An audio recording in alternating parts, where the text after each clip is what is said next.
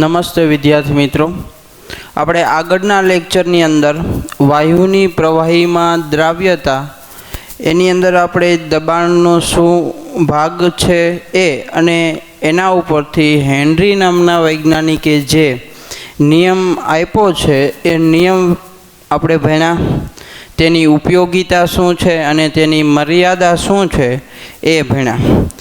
જે આપણે ચર્ચા કરી છે એ વાયુ દ્રાવ્યની પ્રવાહી દ્રાવક ઉપર જે દબાણની અસર છે તેની ચર્ચા કરી છે. તો બાકી હજી બે જે અસર કરતા પરિબળો બાકી છે આપણે ભણવાના છે આજે. તો એમાંથી આપણે પરિબળ લઈએ કે વાયુની પ્રવાહી દ્રાવકમાં દ્રાવ્યતા પર અસર કરતા પરિબળ, અને એની અંદર પહેલું પરિબળ દબાણની અસર જે આપણે આગળ ભણી ગયા છીએ. બીજા નંબરનું પરિબળ છે દ્રાવક અને દ્રાવ્યના સ્વભાવ પર. તો જો આપણે આગળ પણ જ્યારે ઘનની પ્રવાહીમાં દ્રાવ્યતા ભણ્યા છે ત્યારે પણ જોયેલું કે તેની ઉપર અસર કરતા પરિબળોમાં દ્રાવક અને દ્રાવ્યનો સ્વભાવ છે એ મુખ્ય ભાગ ભજવે છે. તો અત્યારે વાયુ છે એની પ્રવાહીમાં દ્રાવ્યતા માટે દ્રાવક અને દ્રાવ્યનો સ્વભાવ કેવી રીતે ભાગ ભજવે છે એ જોઈએ. તો એની અંદર જોઈએ કે જો N2 H2O2 He Ar Ne વગેરે વાયુ દ્રાવ્ય, તો આવા પ્રકારના જે દ્રાવ્યો છે એ પાણીમાં ઓછી દ્રાવ્યતા ધરાવે છે. એટલે કે તમે એને પાણીની અંદર ઓગાળો છો તો પાણીની અંદર ખૂબ જ ઓછી માત્રામાં ઓગળે છે. અને એમાં ઓક્સિજન વિશે તો આપણે આગળ ચર્ચા કરી છે કે ઓક્સિજન છે પાણીની અંદર ખૂબ જ ઓછી માત્રાની અંદર ઓગળે છે. જ્યારે આ જ દ્રાવકો છે, એટલે કે જે આપણે અત્યારે લખ્યા છે એ જ દ્રાવકો ઇથાઇલ આલ્કોહોલ,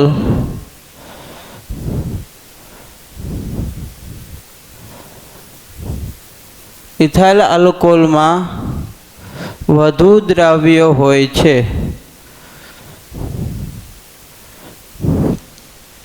એટલે કે જો દ્રાવક અને દ્રાવ્યનો સ્વભાવ છે એની ઉપર આધાર રાખે છે કે એમાં દ્રાવ્ય વધારે થશે કે ઓછું.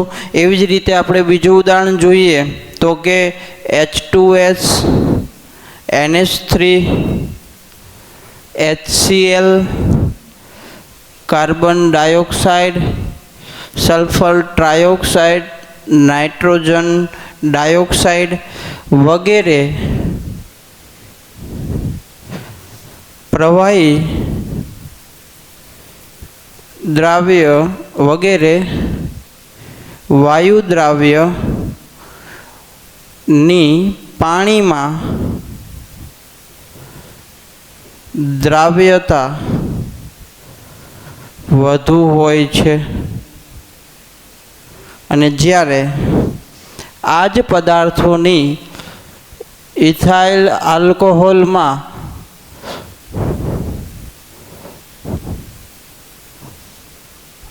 દ્રાવ્યતા ઓછી છે. એટલે કે કોઈ પણ દ્રાવક અને દ્રાવ્ય એ પાણીની અંદર દ્રાવ્ય થશે કે નહીં એનો આધાર એ બંનેના પાણીની અંદર દ્રાવ્ય કે થશે કે નહીં એનો આધાર એના સ્વભાવ ઉપર આધાર રાખે છે. એટલે કે કોઈ પણ વાયુ છે એની પ્રવાહીમાં દ્રાવ્યતા માટે એનો સ્વભાવ પણ એક મુખ્ય પરિબળ છે કે જેના આધારે નક્કી કરી શકાય. આગળ જોઈએ કે તાપમાનની અસર, એટલે બીજા નંબરની અસર દ્રાવક અને દ્રાવ્યનો સ્વભાવ હતો. ત્રીજા નંબરની અસર છે તો કે તાપમાનની અસર.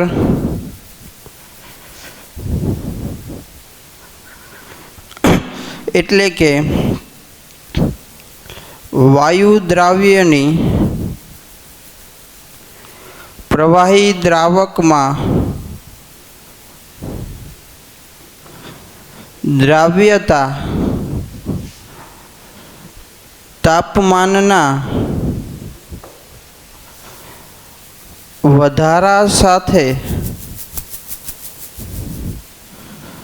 ઘટે છે. એટલે કે આ પ્રક્રિયા, કારણ કે આ પ્રક્રિયા ઉષ્મા ક્ષેપક પ્રક્રિયા છે. એટલે કે જો તમે વાયુ દ્રાવ્યની પ્રવાહી દ્રાવકમાં દ્રાવ્યતા તમે તાપમાન વધારો તેમાં ઘટાડો થાય છે, કારણ કે જે વાયુ દ્રાવ્ય છે એ પ્રવાહી દ્રાવકમાં ઓગળેલો છે એ તાપમાનના વધારા સાથે વાયુ દ્રાવ્ય છે એમાંથી દૂર થાય છે, એટલે કે છૂટો પડે છે. જેના લીધે એ વાયુ દ્રાવ્ય છે એની પ્રવાહી દ્રાવકની અંદર દ્રાવ્યતામાં ઘટાડો થાય છે. અને આને આપણે સમજવા માટે લસેટેરિયનના નિયમ પ્રમાણે સમજી શકાય. એટલે કે લસેટેરિયનના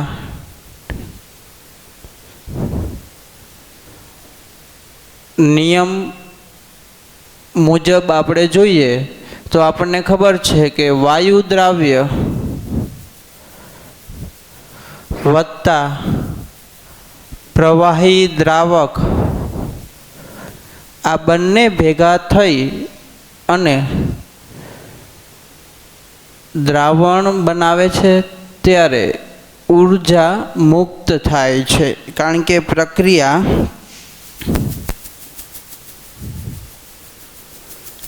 ઉષ્મા ક્ષેપકની પ્રક્રિયા છે. હવે જો આવી પ્રક્રિયા હોય કે જેમાં ઊર્જા મુક્ત થાય છે તો એમાં તમે તાપમાન વધારો છો, એટલે ટી વધારતા તો શું થાય તો કે તાપમાન વધારતા પ્રતિગામી પ્રક્રિયાનો વેગ વધે છે. એટલે કે પ્રતિગામી પ્રક્રિયા થાય. એટલે કે તમે તાપમાન વધારો છો એટલે પ્રતિગામી પ્રક્રિયા થાય. પ્રતિગામી પ્રક્રિયાનો મતલબ છે દ્રાવણમાંથી દ્રાવક અને દ્રાવ્ય પદાર્થ પાછા મળવા. એટલે વાયુ છે એ દ્રાવ્ય વાયુ છે એ મુક્ત થાય છે, અને દ્રાવ્ય વાયુ મુક્ત થાય તો તેની દ્રાવ્યતા ઘટે છે. એટલે કે તેથી વાયુની પ્રવાહીમાં દ્રાવ્યતા ઘટે છે. અને આપણે આ પ્રકારનું ઉદાહરણ આગળ પણ અન્ય ટોપિકની અંદર સમજી ગયા છીએ કે ભાઈ પ્રતિગામી પ્રક્રિયા એટલે નિપજોમાંથી પ્રક્રિયકો બનવા, અને એવા સમય દરમિયાન દ્રાવ્ય પદાર્થ છે એ પાછો મળે છે, જેના લીધે દ્રાવ્યતામાં ઘટાડો થાય છે. તો આ હતી વાયુ દ્રાવ્ય ઉપર, વાયુ દ્રાવ્ય છે એ પ્રવાહી દ્રાવકમાં દ્રાવ્ય થાય છે ત્યારે અસર કરતા પરિબળો. હવે આપણે જે હેનરીનો નિયમ જે ભણી ગયા છીએ એ નિયમના સૂત્રનો ઉપયોગ કરી અને આપણે કેટલાક દાખલાઓ ગણશું. તો કે 298 કેલ્વિન તાપમાને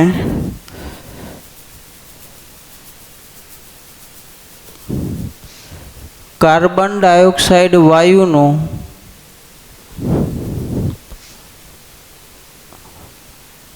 આંશિક દબાણ 2 × 10⁻8 બાર હોય તો તેની પાણીમાં દ્રાવ્યતા મોલ અંશમાં ગણો અને બીજું આપ્યું છે કે કાર્બન ડાયોક્સાઇડ વાયુ માટે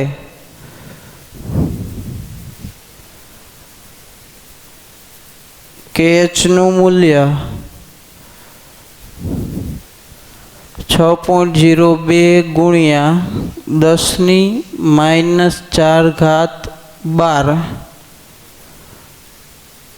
છે। ચાલો આપણને રકમની અંદર આવું આપેલું છે કે 298 કેલ્વિન આપણને કાર્બન ડાયોક્સાઇડનું આંશિક દબાણ, તો આપણને આંશિક દબાણ આપેલું છે એટલે P આપેલું છે ને એ કાર્બન ડાયોક્સાઇડનું આંશિક દબાણ એટલે 2 ગુણ્યા 10⁻⁸ જેટલું।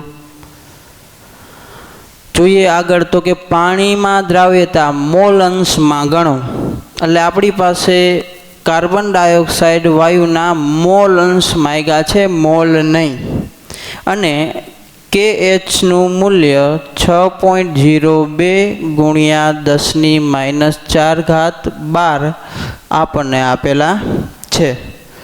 તો હવે આપણે આગળ જોઈએ તો KH બરાબર 6.02 ગુણ્યા 10⁻⁴ આપેલું છે, મોલ અંશ મેળવવાના છે। તો આપણે હેનરીના નિયમનો ઉપયોગ કરી નિયમ મુજબ, તો હેનરીનો નિયમ છે કે P કાર્બન ડાયોક્સાઇડનું આંશિક દબાણ ઇન્ટુ બરાબર KH ઇન્ટુ એના મોલ અંશ। આપણી પાસે મોલ અંશ માંગ્યા છે એટલે મોલ અંશને આપણે કરતા બનાવશું, બરાબર PCO2 છેદમાં KH આવું થાય। ચાલો તો હવે જો આપણને અહીંયા મોલ અંશ મેળવવાના છે, આંશિક દબાણ આપેલું છે કેટલું તો કે 2 ગુણ્યા 10⁻⁸ ચાલો છેદમાં KH નું મૂલ્ય આપેલું છે, KH નું મૂલ્ય છે 6.02 ગુણ્યા 10⁻⁴ અને બંને 12 ની અંદર છે એટલે બંને 12 ઉડી જશે। ચાલો બંનેનો ભાગાકાર કરીએ તો આપણને શું મળે છે જોઈએ તો કે 2 ભાગ્યા 6.02 એટલે આપણને આ બંનેનો ભાગાકાર મળે છે કે 0.3322। ચાલો 0.3322 આ 10⁻⁴ છે, ઉપર જાય તો 10⁻+4 એટલે ગુણ્યા 10⁻માંથી પ્લસ જાય એટલે -4। ચાલો 1 પોઈન્ટ આમ ખસે જમણી બાજુ, એટલા માટે જમણી બાજુ ખસે તો 3.322 લખાય અને જમણી બાજુ ખસો તો ઘાતમાં ઘટાડો થાય એટલે કે 10⁻5। આટલા તમને મોલ અંશ મળે છે એ કાર્બન ડાયોક્સાઇડના। તો જો આપણને આમાં સાદું સિમ્પલ મોલ અંશ જ માંગ્યા હતા એટલે આપણે બીજું વધારાનું કંઈ ગોતવાનું નહોતું। એની પછીનો દાખલો જોઈએ તો એમાં આપણને રકમમાં આપેલું છે કે 273 કેલ્વિન તાપમાને HE વાયુના સંતૃપ્ત દ્રાવણમાં તેના મોલ અંશ 2.4 ગુણ્યા 10⁻³ હોય તો દ્રાવણ પર HE વાયુનું આંશિક દબાણ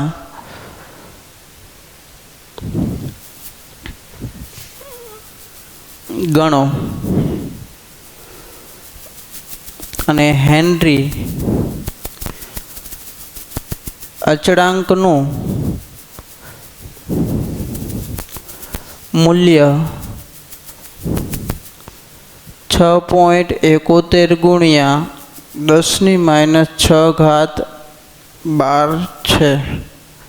ચાલો આપણને આવી રકમ આપેલી છે કે 273 કેલ્વિન તાપમાને HE વાયુના સંતૃપ્ત દ્રાવણમાં તેના મોલ અંશ, એટલે આપણને HE વાયુના મોલ અંશ આપેલા છે 2.4 ગુણ્યા 10⁻³ અને આગળ આપણને એવું કીધું છે કે તેનું આંશિક દબાણ એટલે PHE બરાબર કેટલા એ આપણે મેળવવાના છે।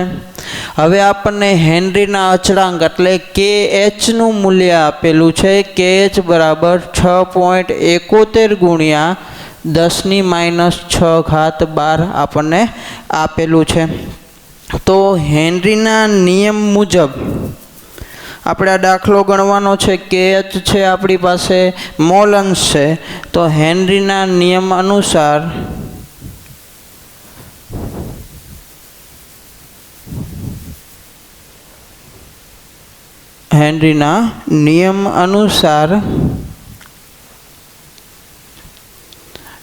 સૂત્ર શું લખશું તો કે PHE બરાબર KH ઇન્ટુ XHE। આપણે PHE જ મેળવવાનું છે એટલે KH નું મૂલ્ય 6.71 ગુણ્યા 10⁻⁶ ગુણ્યા અહીં 2.4 મોલ અંશ આપેલા છે ગુણ્યા 10⁻⁻⁴। ચાલો આપણે ગુણાકાર કરીએ તો કે 6.71 ગુણ્યા 2.4 એટલે આ બંનેનો ગુણાકાર આપણને 16.104 આટલો મળે છે। ચાલો અહીંયા 10⁻⁶ છે, અહીંયા 10⁻³ છે એટલે 10⁻⁹ એક પોઈન્ટ આ બાજુ ખસીએ તો 1.6104 ડાબી બાજુ ખસીએ તો ઘાતમાં વધારો થાય એટલે 10⁻⁸ અને આંશિક દબાણ છે એટલે 12 જવાબ મળે। તો આ હતું આંશિક દબાણ મેળવવું હોય તો આવી રીતે તમે દાખલો ગણી શકો છો। ચાલો અન્ય એક ઉદાહરણ જોઈએ।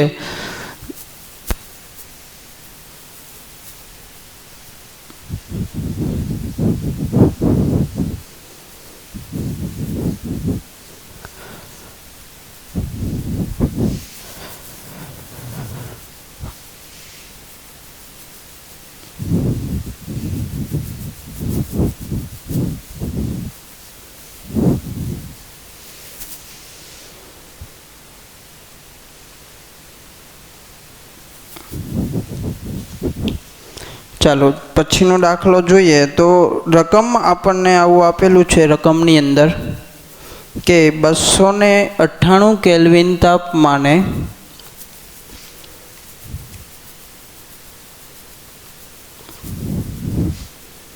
કાર્બન ડાયોક્સાઇડ વાયુ પાણીમાંથી પસાર કરતા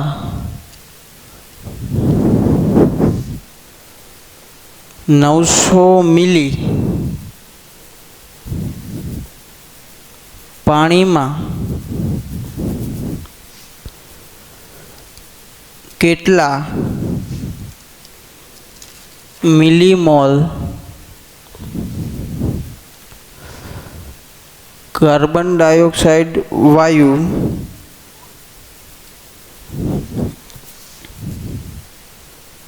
દ્રાવ્ય થશે, જ્યાં KH નું મૂલ્ય 6.02 ગુણ્યા 10⁻⁴ અને કાર્બન ડાયોક્સાઇડ વાયુનું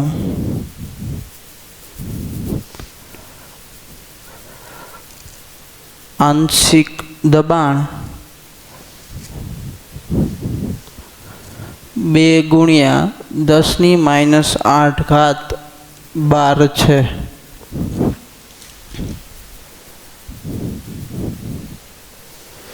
ચાલો તો આપણે દાખલો જોઈએ। તો દાખલાની અંદર રકમની અંદર જે આપણને આપ્યું છે એનો ડેટા લખીએ તો આપણને પાણી દ્રાવક તરીકે આપેલું છે।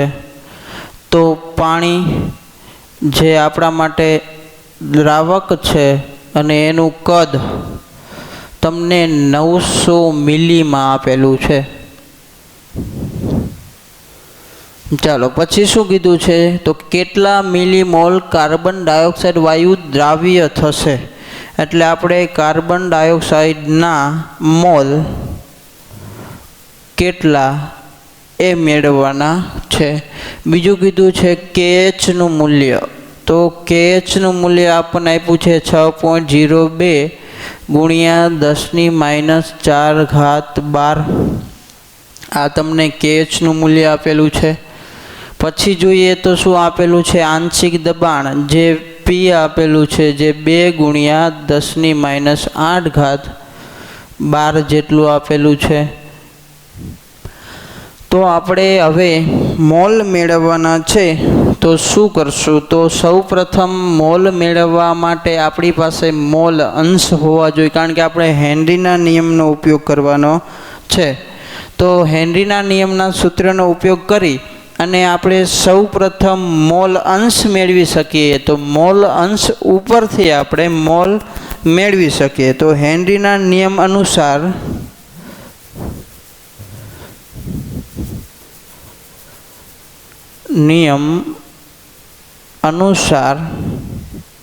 તો હેનરીના નિયમ પ્રમાણે PCO2 બરાબર KH × XCO2। એક્સનો મતલબ છે મોલ અંશ, અને મોલ અંશ મળે તો આપણે સરળતાથી એમાંથી મોલ મેળવી શકીએ। તો અત્યારે આપણી પાસે બે કિંમત છે, એક P અને KHની, અને આપણે હવે અત્યારે મોલ અંશ મેળવવાના છે। તો કાર્બન ડાયોક્સાઇડના મોલ અંશ બરાબર લખી શું શકાય તો કાર્બન ડાયોક્સાઇડનું આંશિક દબાણ છેદમાં KH, કિંમત મૂકીએ તો P બરાબર આપણને આપ્યા છે 2 × 10⁻⁸ છેદમાં KH બરાબર આપ્યું છે 6.02 × 10⁻⁴। ચાલો ભાગાકાર કરીને જોઈએ કે શું આવે છે જવાબ। તો 2/6.02 તો આ બંનેનો ભાગાકાર આપણને 0.3322 મળ્યો। ચાલો 0.3322 બંનેનો ભાગાકાર મળ્યો। અહીંયા 10⁻⁴ છે, ઉપર જાય તો +4 એટલે ગુણ્યા 10⁻⁸ માંથી +4 જાય તો તમને અહીંયા -4 મળે। એક પોઈન્ટ આમ ખસે, ઘાતમાં ઘટાડો થાય એટલે 3.322 ગુણ્યા 10⁻⁵ આટલા આપણને મોલ અંશ મળ્યા। ચાલો મોલ અંશનું સૂત્ર છે કે ઘટકના મોલ છેદમાં કુલ મોલ, અને કુલ મોલ એટલે દ્રાવક વત્તા દ્રાવ્યના મોલનો સરવાળો। તો આપણી પાસે હજી દ્રાવકના મોલ નથી આપણી પાસે દ્રાવ્યના મોલ। તો સૌપ્રથમ આપણે દ્રાવકના મોલ મેળવીએ। તો દ્રાવક તરીકે આપણી પાસે પાણી આપેલું છે, પણ પાણી છે એનું કદ આપેલું છે 900 મિલી, અને આપણે તો મોલ મેળવવા હોય તો આપણે વજનની જરૂર પડે, એટલે કે દળની જરૂર પડે। તો આપણે દળ માટે પહેલાં તો પાણીનું વજન લાવવું પડે। તો તમને બધાને ખબર છે કે પાણીની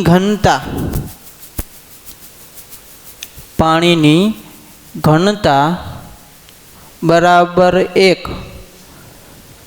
હોય છે, અને આપણને કદ આપેલું છે 900 ml। તો આવું લખી શકીએ કે પાણીની ઘનતા બરાબર દળના છેદમાં કદ. ઘનતા આપણને આપેલી છે 1, દળ આપણી પાસે છે નહીં એટલે મેળવવાનું છે દળ અથવા વજન જે કયો તે. ચાલો, કદ આપેલું છે 900 ml અથવા 900 મિલી. ચાલો, તો 900 ને આ બાજુ લઈ જઈએ તો દળ બરાબર આપણને કેટલું મળે? 900. જો આ છે ગ્રામ પ્રતિ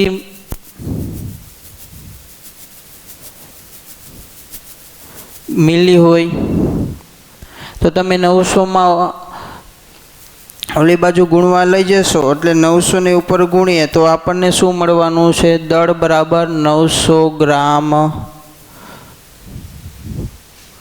અને લીટરમાં રાખવું હોય તો કિલોગ્રામ પ્રતિ લીટરમાં હોય.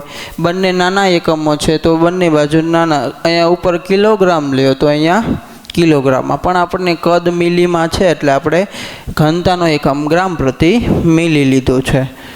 બરાબર. તો અત્યારે આપણને જે પાણી છે એનું વજન 900 ગ્રામ મળ્યું. તો હવે પાણીના મોલ જોઈએ, એટલે કે H2O ના મોલ.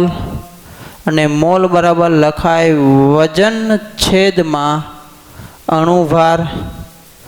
તો વજન હવે આપણી પાસે છે 900 ગ્રામ, અણુભાર પાણીનો 18, ઓક્સિજન 16, હાઇડ્રોજન 2 છે એટલે +2 એટલે આપણને 18 અણુભાર મળે. ચાલો, તો 900 ભાગ્યા 18 એટલે આપણને પાણી છે એના મોલ 50 મોલ મળે. તો આપણને અહીંયા પાણીના મોલ 50 મળ્યા. ચાલો, ધારો કે દ્રાવ્યના મોલ બરાબર n હોય તો કુલ મોલ બરાબર n + 50 મળે. ને અહીં n થી પાણીના મોલ છે એ ખૂબ જ વધુ હોવાથી તેને આપણે n + 50 નિયર અબાઉટ 50 લખી શકીએ. તો આપણે મોલ અંશ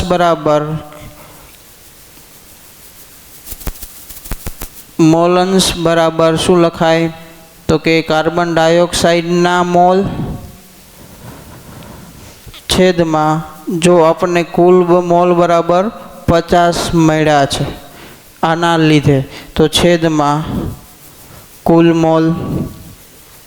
ચાલો, કાર્બન ડાયોક્સાઇડના મોલ આપણે ધાર્યા છે n મોલ, છેદમાં કુલ મોલ 50 મળ્યા. આપણને મોલ અંશ મળ્યા છે 3.322 ગુણ્યા 10⁻⁵. ચાલો, n ને કરતા બનાવીએ તો n બરાબર લખાય 3.322 ગુણ્યા 10⁻⁵ ગુણ્યા 50. ચાલો, બંનેનો ગુણાકાર કરીએ. 3.322 ગુણ્યા 50 એટલે આપણને બંનેનો ગુણાકાર મળે છે 166.1 ગુણ્યા 10⁻⁵. અને આટલા આપણને મોલ મળે. ચાલો, આપણે 1 અને 2 પોઈન્ટ આ બાજુ ખસીએ એટલે 1.661 અને હંમેશા ડાબી બાજુ ખસીએ તો ઘાતમાં વધારો થાય. તો ઘાતની અંદર વધારો 2 પોઈન્ટ ખસ્યા એટલે હવે 10⁻�3. ચાલો, આ મોલ છે આપણે મિલી મોલમાં ફેરવવા છે તો 10⁻³ મિલી મોલ લખાય. તો તમને 1.661 મિલીમોલ જેટલો પદાર્થ એટલે કે જેટલો કાર્બન ડાયોક્સાઇડ વાયુ 900 મિલી પાણીની અંદર દ્રાવ્ય હશે એમ કહી શકાય. તો આ હતા હેનરીના નિયમના ઉપયોગ કરી અને દાખલો કેવી રીતે ગણી શકાય એના એક્ઝામ્પલ. ચાલો આગળનો ટોપિક જોઈએ હવે.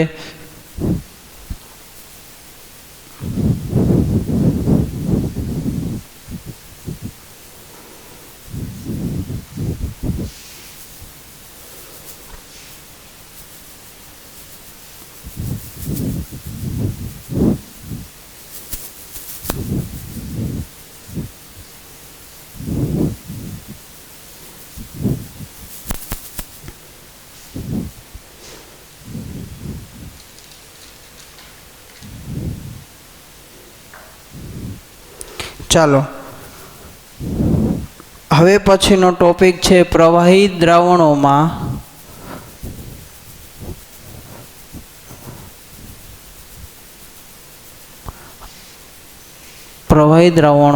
બાષ્પ દબાણ. એટલે કે પ્રવાહી દ્રાવણ છે એ પ્રવાહી દ્રાવણો છે એના બાષ્પ દબાણ, એટલે કે પ્રવાહી દ્રાવણોના બાષ્પ દબાણ. તો આ સમજવા માટે તો પહેલાં આપણને ખબર હોવી જોઈએ કે બાષ્પ દબાણ કોને કહેવાય.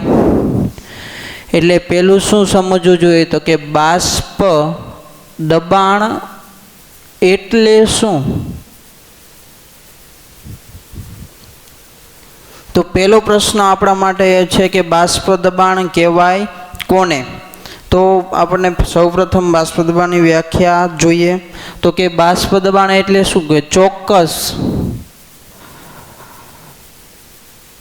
તાપમાને શુદ્ધ પ્રવાહી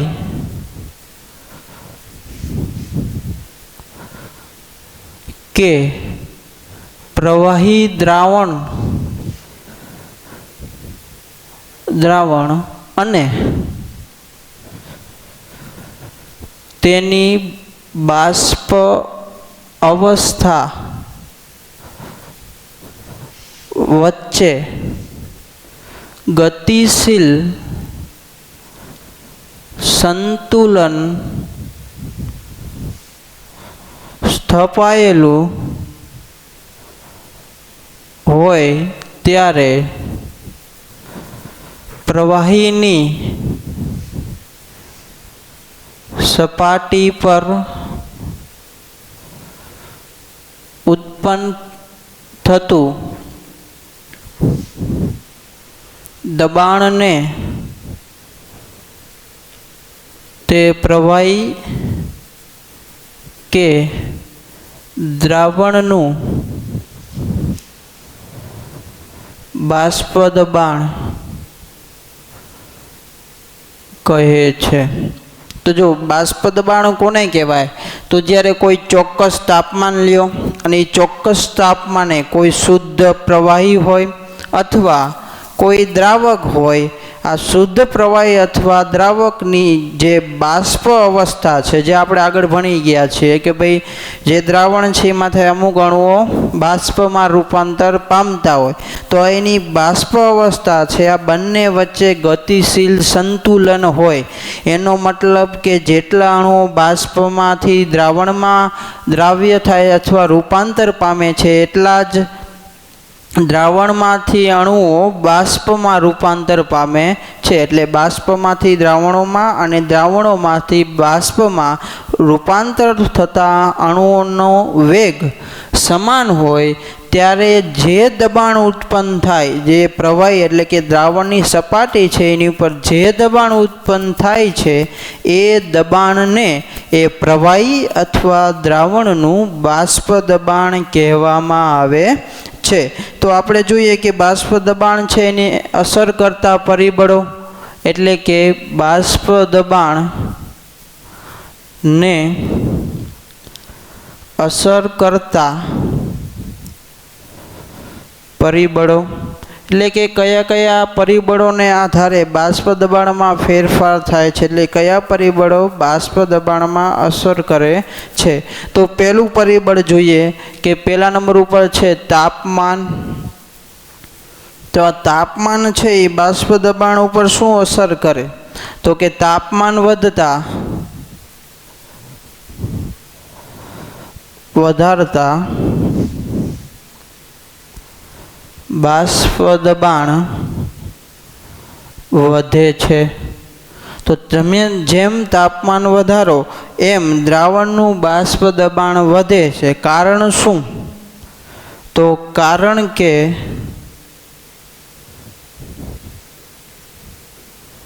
અણુઓની ગતિ ઊર્જા વધે છે અને તેથી બાષ્પમાં રૂપાંતર થતા અણુની સંખ્યા વધે। તો જો જેમ દ્રાવણ છે એનું તાપમાન વધારો એમ દ્રાવણના તાપમાનના વધારા સાથે બાષ્પ દબાણ વધે। કારણ શું? તો કે તમે જેમ અણુની તાપમાન વધારો છો દ્રાવણનું એમ અણુ અંદર જે દ્રાવણની અંદર જે અણુઓ રહેલા છે એની ગતિ ઊર્જામાં વધારો થાય છે। એટલે એની ગતિ ઊર્જા વધે તો જે બાષ્પમાં રૂપાંતર થતા અણુઓ છે એની સંખ્યામાં વધારો થાય અને બાષ્પમાં રૂપાંતર થતા અણુઓની સંખ્યામાં વધારો થાય તો બાષ્પ દબાણમાં વધારો થાય છે। તો બીજા નંબરનું અસર કરતું પરિબળ છે કે સંપર્ક સપાટીનું ક્ષેત્રફળ।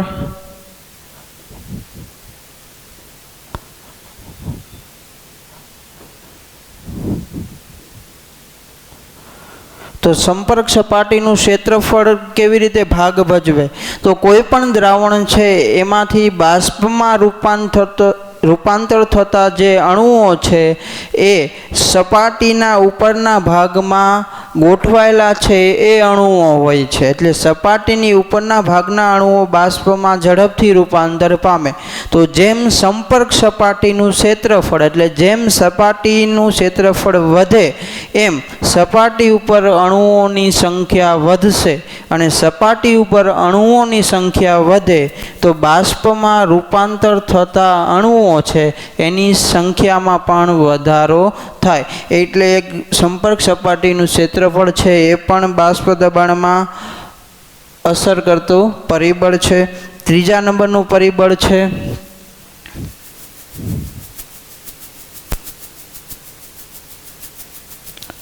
સ્વભાવ અથવા અંદર રહેલા વાયુનો સ્વભાવ। એટલે કે સ્વભાવ કેવા પ્રકારનો? તો કે આંતર આણ્વીય આકર્ષણ બળ। એટલે કે દ્રાવણ છે એની અંદર જે અણુઓ રહેલા છે એની બંને અણુઓ વચ્ચે આંતરાણ્વીય આકર્ષણ બળ કેવું છે? જો આંતરાણ્વીય આકર્ષણ બળ ઓછું તેથી બાષ્પ દબાણ વધુ। તો જેમ આંતરાણ્વીય આકર્ષણ બળ ઓછું હોય તો બાષ્પ દબાણ વધે। રીઝન શું? તો કે આંતરાણ્વીય આકર્ષણ બળ ઓછું એટલે બંને વચ્ચે નિર્બળ આકર્ષણ હોય અને નિર્બળ આકર્ષણ હોય તો ઝડપથી બંધ તૂટી અણુઓ એકબીજા સાથે અલગ થઈ અને બાષ્પમાં રૂપાંતર પામે જેથી કરી અને એના બાષ્પ દબાણમાં વધારો થાય છે। આગળ આ બાષ્પ દબાણને આધારે કેટલા નિયમો છે એ આપણે આગળના લેક્ચરની અંદર ભણશું। Thank you.